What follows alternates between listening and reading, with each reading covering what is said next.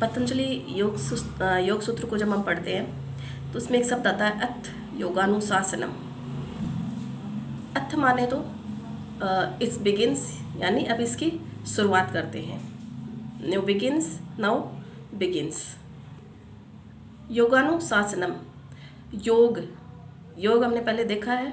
योग परमात्मा का आत्मा से जुड़ाव, मतलब दो वस्तुओं का जुड़ाव है, वही योग है। अब आत्मा है उसका परमात्मा से, क्योंकि जब व्यक्ति है वो योग करेगा तो किसका किससे जुड़ाव होगा? सांसारिक वस्तु से हमें जुड़ाव करना नहीं है, तो हम संसार को छोड़ करके किसी से जुड़ाव कर रहे हैं तो परमात्मा से जुड़ाव है। परमात्मा का अंश आत्मा है, आत्मा का परमात्मा से जुड़ाव है। ये योग हुआ।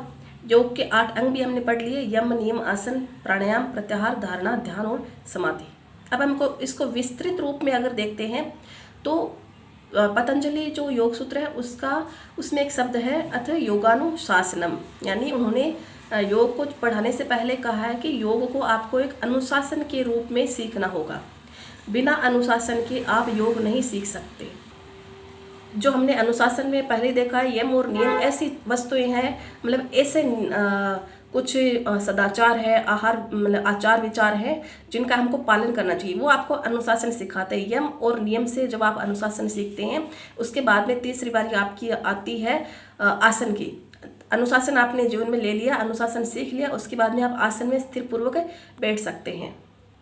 इसलिए आप देखते हैं जो भी एक योगिक मनुष्य होगा, जो योगिक साधना करता है, योगी है, उसके जीवन में एक सामान्य व्यक्ति की तुलना में अधिक अनुशासन होता है। वो चाहे किसी भी रूप में हो, आप उसको शुरुआत अगर योगी की है तो वो कम हो सकता है। योगी अगर अधिक योग करता है, अधिक साधना के स्तर तक पहुंचा हुआ है तो उसमें अधिक अनुशासन पाया जा सकता है। लेकिन ये ध्यान रखना कि किसी भी योगी की जीवन में अनुशासनहीनता है वो उसकी जीवन में से धीरे धीरे खत्म होती जाएगी।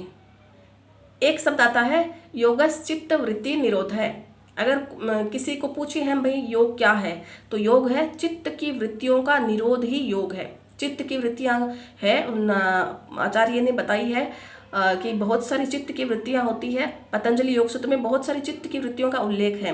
तो ये जो चित्त की वृत्तियां हैं उनका निरोध करना, उनको रोकना, उनको वहीं छोड़ देना, यही योग है। क्योंकि आप बाहर चित्त की वृत्तियों को छोड़ दोगे तो आपका अंतर्मन है वो किसी दूसरी तरफ ही चला जाएगा, दूसरे विषय की तरफ। वो विषय होगा परमात्मा का। जैसे ही आपने चित्त की वृत्तियों को छोड़ा और आपका मन दूसरी दिशा में चला जाएगा। बस 2 ही मार्ग है अपने पास में, एक तो संसार का मार्ग है, एक योग का मार्ग है, परमात्मा का मार्ग है।